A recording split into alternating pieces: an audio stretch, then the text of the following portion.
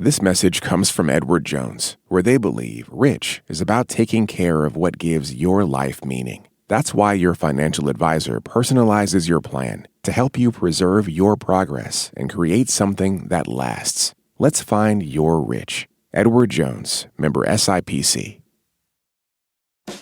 Big news, Planet Money listeners. Planet Money is going on tour to promote our first ever book. It's going to come out in April. We will be celebrating in about a dozen cities around the country. And because it's public radio, there will be a limited edition tote bag that is included with your ticket, while supplies last. Details, dates, and how to get your ticket are at planetmoneybook.com, or you can click the link in the show notes.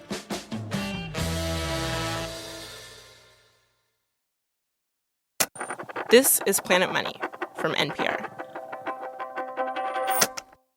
It is hard to buy a house. It has been hard to buy a house for a while now. And the other day, I heard a story of someone who I think might have gone further than anyone else in that quest.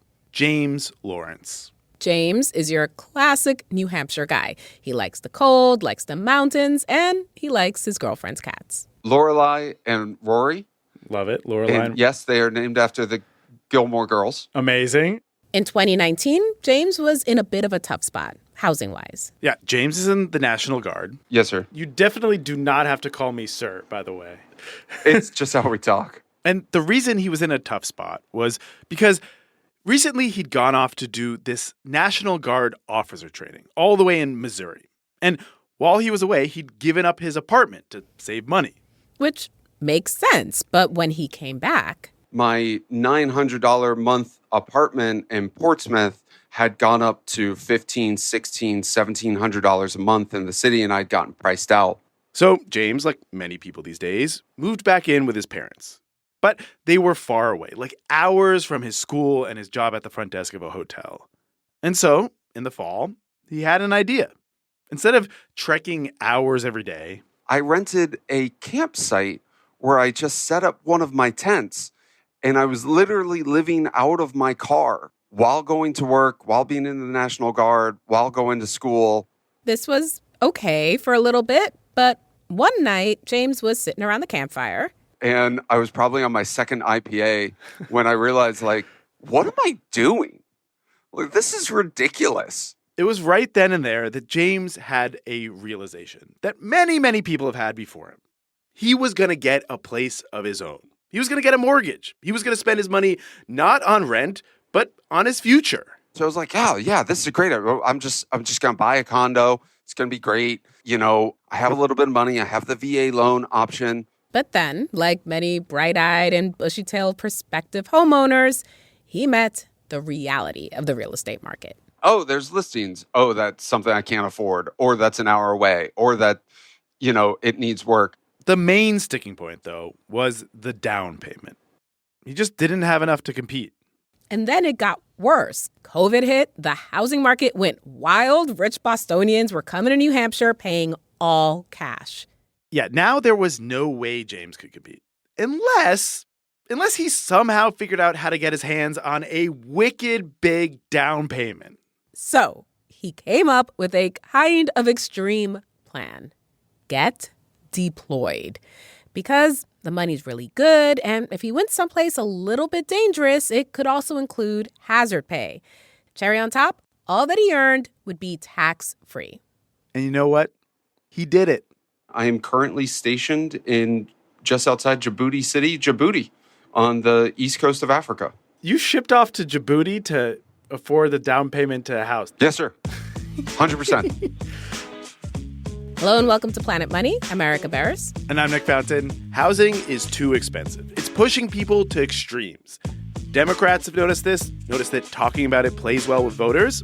And now, in this midterm election year, President Donald Trump seems to be focused on it too. Yeah, his administration has recently started talking more about affordability. And they're taking action with 2 new initiatives that aim to make buying a house easier. Today on the show, we're going to take a close look at those 2 moves and ask, will they work for James and for all of us? This message comes from BetterHelp. People talk about mental health more openly now, but asking for help can still feel hard. BetterHelp's 2026 State of Stigma report surveyed 2,000 Americans and found that 85% believe getting support is wise, yet 74% say society discourages people from doing so. Don't let stigma stand in the way of support. Start therapy with BetterHelp. Visit betterhelp.com/NPR. This message comes from Thumbtack. Avoiding your unfinished home projects because you're not sure where to start? Thumbtack knows homes so you don't have to. Don't know the difference between matte paint finish and satin? Or what that clunking sound from your dryer is? With Thumbtack, you don't have to be a home pro. You just have to hire one. You can hire top-rated pros, see price estimates, and read reviews all on the app. Download today. James's story might be the most extreme example of someone trying to get into the housing market that I've heard. Like shipping off to Djibouti to get that tax-free pay. He fought for that. 100%. Fought hard. Like, I had to get waivers and meet with colonels and get doctor's approvals. But James doesn't actually think what he's doing is that extreme. When he tells his fellow millennial friends about the lengths he's going to buy a house, they're all like, yep, that sounds about right. Sounds about right. Yeah. Shipping off to Djibouti to afford a down payment for a house sounds about right. Yeah, they're like, yeah, that makes sense. Yeah, it makes sense. If you look at the median age of first-time homebuyers these days, it's at an all-time high, 40 years old, James's age. In the early 90s, it was 28 years old. Now, President Trump has said he does not want to bring the price of existing homes down because for everyone who already owns a home, that is a significant part of their wealth, and he doesn't want to hurt them. Yes. In fact, yesterday, Trump said he, quote, wants to drive housing prices up for people that own their homes. We're going to keep them wealthy. We're going to keep those prices up. We're not going to destroy the value of their homes so that somebody that didn't work very hard can buy a home. Still, a White House spokesperson told us that the president is committed to exploring every tool possible to improve housing affordability. And the housing affordability proposal that the Trump administration has attached the most fanfare and details to is about leveling the playing field. Yeah, it has to do with a premise that you have likely heard, that big Wall Street investors are buying up single-family homes, and those deep-pocketed investors are impossible to compete with. Of all the popular ideas out there on why housing prices are so high, this is a big one. In the world of politics, it's been mostly a thing you've heard from politicians on the left, though. But last week, President Trump signed an executive order. I have it pulled up right here. It is called Stopping Wall Street from Competing with Main Street Homebuyers. And last week at his big speech in Davos, he talked directly to those Wall Streeters. Many of you are here. Many of you are good friends of mine. Many of you are supporters. Sorry to do this, Joe. I'm so sorry. But you've driven up housing prices by purchasing hundreds of thousands of single-family homes. So we wanted to find out, will this policy help people like James when he gets back from Djibouti this summer? To figure that out, we needed to understand how many houses institutional investors are actually buying, what they're doing with them, and how that's affecting prices. So we called up Caitlin Gorbach, who co-wrote one of the first economics research papers looking at this. How you doing? I'm doing well. It's been a crazy week to see my research suddenly so timely and relevant, but I don't regret it. Yes, timely and relevant. In fact, the day we talked to her, Caitlin was getting ready to fly to Washington, D.C. to talk about her paper in front of Treasury Department economists. But that was on the schedule before any of these policies came out. Do you think the room is going to be more full given recent news? I don't know. You'll have to follow up with me on that next week. Caitlin started looking into the subject when she got her first professor job at UT Austin. It was 2022, on the heels of the pandemic and one of the sharpest rises in housing costs ever. And she and one of her co-authors were having lunch, talking about how so many people were blaming big institutional investors, these giant Wall Street firms with access to tons of money, for the bonkers cost of housing. We were thinking of the perspective of, new professors who have no money, could not even hope to buy a home. Sure. And so I was thinking, as a renter, this is a huge boon. A boon. A good thing, because institutional investors weren't just buying up houses and sitting on them. They were converting them into rentals, which meant there were more rentals out there for people like Caitlin, more supply. So Caitlin thought rents should go down. With that in mind, Caitlin set out to research the actual impact of these big investors buying up properties on rent prices and on home prices. And the first thing she needed to figure out was this even happening on a large scale? Like, how much housing had these big investors bought up? So she started sorting through a database of basically all home sales in the U.S. for more than a decade, like every home that was sold, and then tried to figure out who were the buyers of the greatest number of homes. She sorted by most frequent buyer. Collapse by name. And it came up with... Wait for it. Like John Smith. Yeah. Yes, of course, the biggest homeowner in America by name is not Landlords R Us or some Wall Street company. It is James or Michael or Robert Smith. Finding all the homes that big institutional investors had bought up was going to be harder than that. It was going to take some sleuthing. Like maybe hundreds of hours searching corporate records, looking through legal filings, trying to identify the big landlords, and then trace them to their cryptically named shell companies that were buying houses. It's like code breaking and investigative journalism. Yes. Let's make a movie about you guys. Yeah. Who would play me? Not Nicolas Cage, but this does feel like his genre. In the end, and we should mention this is a working paper, not officially published yet, and only includes data through 2022, she calculated the share of all housing units owned by these big Wall Street firms. Yeah, so to the best of our abilities, right, acknowledging that we probably didn't find every single home, the ownership share as of 2022 is about 0.3% of all housing units in the United States. Very small. Quite small, yes. That's of all housing units. If you look at all the single-family homes and townhomes for rent, almost 3% are owned by big institutional investors. The percentage goes higher if you look at just purchases instead of ownership. Caitlin found that from 2010 to 2022, institutional investors were responsible for 5% of single-family and townhome purchases nationwide. But, and this is important, she found a lot of geographic concentration. Areas where these Wall Street companies have bought a lot more homes. Places like the suburbs of Atlanta, Charlotte, Houston, Phoenix. Sunbelt cities with nice suburbs and growth potential. For example, there's a census tract in San Antonio where these investors own more than 12% of all housing units and almost a third of these single-family and townhomes. And we should say there are lots of different ways to crunch the data, and other reviews of it have come up with different and sometimes higher estimates of ownership by big landlords. Caitlin focused her investigation on the specific group that you hear Trump saying he wants to ban from buying up properties, large institutional investors. But regardless, Caitlin and everyone agree, the issue is concentrated in these Sunbelt cities and suburbs. That's where that idea that big companies are buying up a lot of properties, it is very real. So the next question Caitlin wanted to figure out was, in the places where these big institutional investors were buying up the most real estate, were rent prices and housing prices lower or higher than in similar neighborhoods? And she said the answer was yes. Basically, it depends on when you were talking about, what time frame.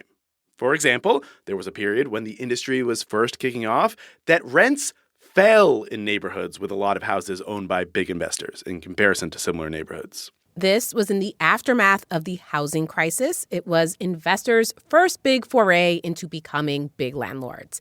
And what they were doing was buying up foreclosed properties that had been owner-occupied and converting them to rentals, increasing the rental supply. In other words, Caitlin found evidence that her hypothesis that this would be a boon for renters was right. And she found a few years later, there was this period when in these Sunbelt neighborhoods with lots of these large landlords, the sale price of the houses actually fell. So the opposite of what people fear. She says this surprised her. She still doesn't know exactly why it is, but she pointed us to some other research that she says might help explain it. Basically, as more renters came into neighborhoods, they changed them. You have a kind of a diversification effect in that the people who move in, the renters who move in to neighborhoods tend to be younger, more minority status, lower wealth. And so that's really a story of rentals unlocking neighborhood opportunity for a subset of renters who couldn't have bought into that neighborhood. Got it. And so if those renters look very different from the incumbent homeowners and they value different local goods and services, then you end up seeing out-migration of some of the incumbent homeowners as well. Caitlin says she's hoping to study this more to figure out what exactly is going on. So that's two different periods Caitlin discovered when housing prices were lower in areas with more institutional ownership. In one, rents were lower, and the other, sale prices were lower. But Caitlin did find one period in recent history when areas with high concentrations of large investors saw both higher rents and higher sale prices. Housing markets went crazy during COVID. Sure, bananas. Yeah. That's one of the technical ways that we would describe it, yes. She thinks part of this could have been just a technological advantage. The big landlords had fancy and maybe not even legal pricing software that helped them anticipate what people would pay to move to bigger homes in the suburbs during the COVID housing scramble. They just have a better finger on the pulse of what the renters are willing to pay than the mom and pops. And so they're going to get a lot closer to my high rent than maybe a mom and pop landlord would, right? Still, she says, even in the bananas period, it's hard to tell how much the higher prices were because big landlords were in the mix and how much was just because the neighborhoods they picked were popular. Prices were going to go up anyway. Like we said, Caitlin's data stops in 2022. She says she's working on updating her paper with the more recent data. All in all, across the dozen years she did study, the only period she found that these big landlords might be making housing more expensive was the most recent, the bananas period. And I guess the question is that a one-off bizarro period in the real estate market? Or is it our new normal? Like today, in this period we are in now, would stopping institutional investors from buying up properties make housing more affordable or less affordable? Which brings us to the executive order that Trump signed last week. The order is interesting in what it does not do. It does not ban big institutional investors from buying homes, though Trump has called on Congress to pass a law that would do that. But it does do a few things that aim to discourage the practice. When people buy homes, the federal government often insures or guarantees or securitizes their mortgage. And the order directs government agencies to not do that for big investors. Caitlin says she's skeptical that will change much because these big Wall Street firms, they don't need the government to back them. They have other ways of funding their purchases that already give them a leg up. I don't think they're using mortgages nearly as often as you or I would, or as often as small mom and pops. In fact, in the period she studied, large institutional investors bought in cash 83% of the time. By and large, they are not dependent on mortgage financing. They get money to buy homes from investors. The most interesting thing in the order might be the part that directs the FTC and DOJ to investigate any big home purchases on antitrust grounds. As in, see if their pricing or vacancy policies amount to illegal anti-competitive practices. And Caitlin thinks that could have a chilling effect. It could keep big investors from buying. So all in all, do you think these policies are going to move the needle on housing affordability?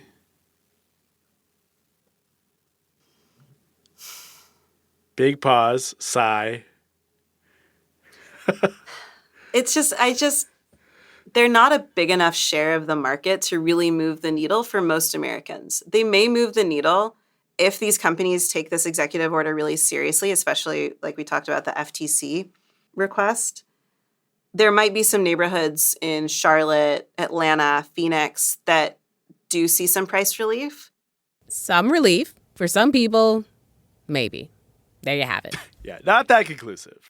Though I do think we have learned something important here, which is that how Wall Street investors play into the cost of housing depends on the context, where we are in time, where we are in the country, and who investors are buying from and who they're renting to.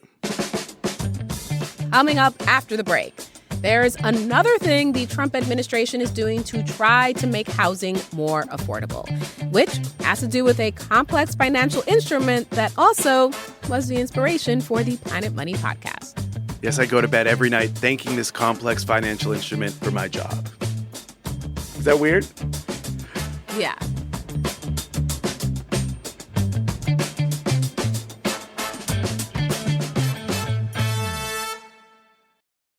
This is Ira Glass of This American Life. Do you know our show? Okay, well, either way, I'm going to tell you about it. We make stories that hopefully pull you in at the beginning with funny moments and feelings and people in surprising situations, and then you just want to find out what is going to happen and cannot stop listening. That's right. I'm talking about stories that make you miss appointments. This American Life, wherever you get your podcasts. This week on Wait, Wait, Don't Tell Me, we talked to legendary musician Jason Narducy about being in a punk band when he was just 11 years old. We broke up when I was 12.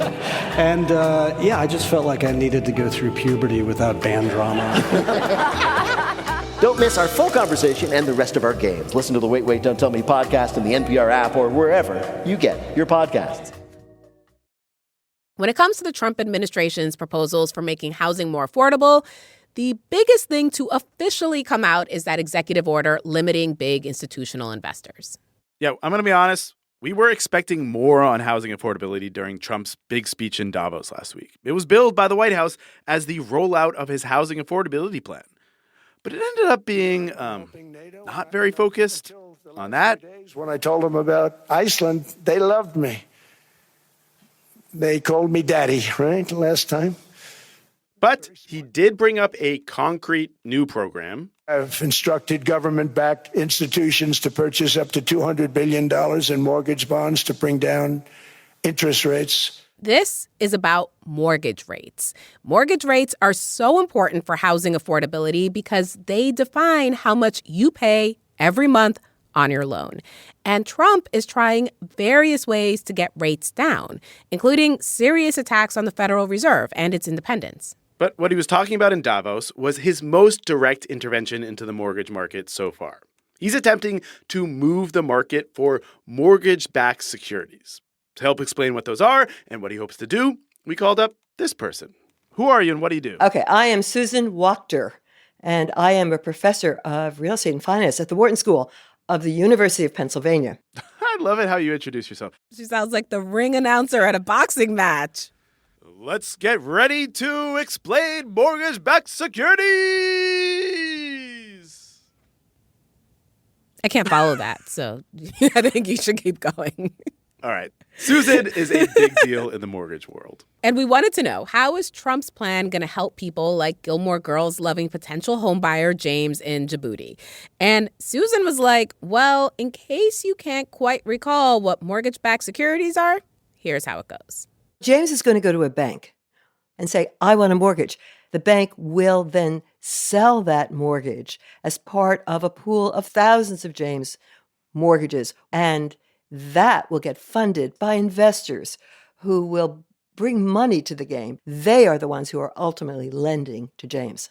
Those pools of mortgages are the mortgage-backed securities. And if more investors want to buy those mortgage-backed securities, the interest rate on mortgages goes down, which means when the Trump administration directs its quasi-governmental mortgage companies, Fannie and Freddie, to buy up a bunch of mortgage-backed securities, effectively, this is going to what? Lower, to some extent, the mortgage rate that James pays for going forward. That James and his This is friends. huge. Yeah. Well, it's huge, except it's not huge. It's not a huge decrease in rates. It's a small decrease in rates. We saw an impact. yeah, this one is already working. In fact, even just announcing this, Susan says, pushed rates down 0.2 percentage points. The markets adjusted immediately. She calls this the announcement effect. Apparently, investors heard the Trump administration's plans and acted accordingly. So weird that they can just that they could just manifest this without doing anything. It's like when I try to tickle my toddler and I'm just like, I'm not even tickling them, but I'm moving my fingers and it already makes them laugh. It's already makes them laugh. Only they're not laughing. They're secretly crying inside? Yeah. Yeah, she says new investors might be crying because rates are going down. But for people like James, it's great. Every little bit counts. The problem, she says, is that there are just a lot of other things that affect mortgage rates, like geopolitical events. You keep saying geopolitical events. What do you mean there? I mean Greenland, right? That spikes mortgage rates right there. She says mortgage rates went down a little after the White House announced Fannie and Freddie's plans, and then went right back up a week after when Trump threatened tariffs on Europe over Greenland. So, short-lived relief. Interest rates are fickle. Susan says she's into the Trump administration plan, in theory. Pushing rates down is a good thing, but there is a downside. Yeah, what's the downside? The downside is that Fannie and Freddie, and they're now owned by the government, so us, the taxpayers, are taking on an additional interest rate risk. Yeah, when the government directs them to buy up mortgage-backed securities, those become effectively the problem of U.S. taxpayers. Susan says if this became a pattern and then something went wrong and the value of those mortgage-backed securities dropped, we might end up having to bail out Fannie and Freddie. Sound familiar? Yeah, sounds like we've been here before. Déjà vu.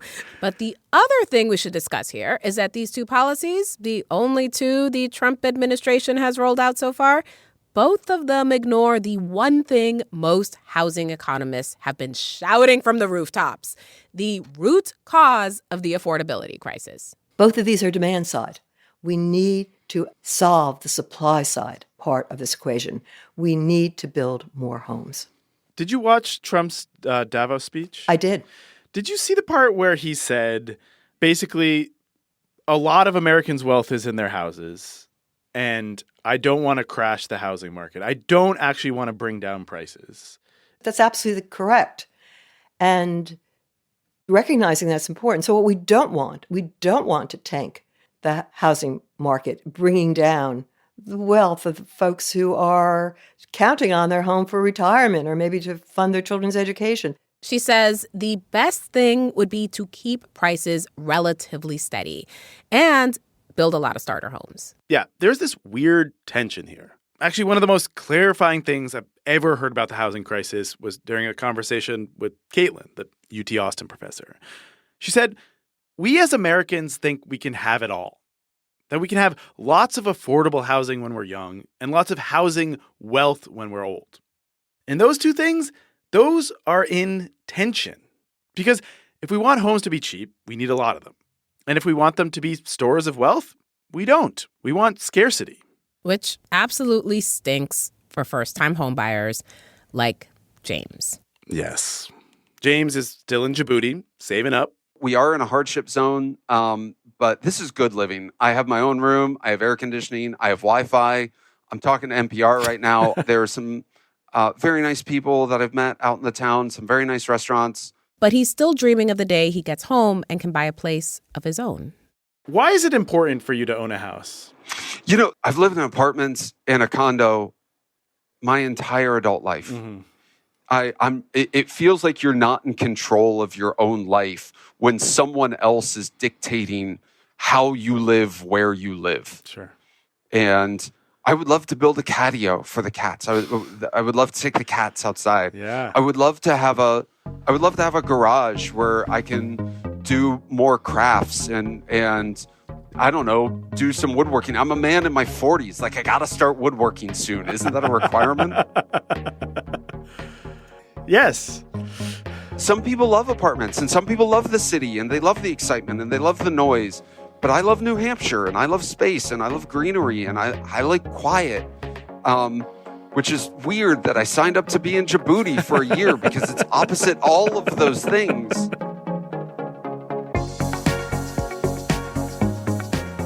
As a reminder, you can see Planet Money in person on our book tour in April. We're going coast to coast. I'm going to be at the LA show. Erica, you are going to be at the Pittsburgh show. It's going to be amazing. It's going to be amazing. Buy your tickets. Buy your tickets. Come see us. Details are at planetmoneybook.com.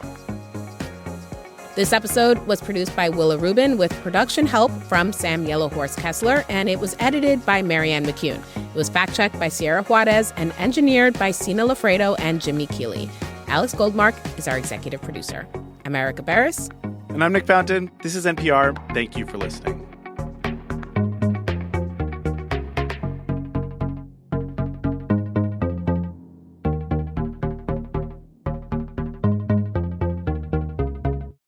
This is Tanya Mosley, co-host of Fresh Air. From mail-in ballots to racial gerrymandering, a lot is at stake for America's free and fair elections. I spoke with journalist Ari Berman about what he calls a final blow to the Voting Rights Act. My fear is that we are returning to a politics of Jim Crow in the South. Listen to Fresh Air on the NPR app or wherever you get your podcasts.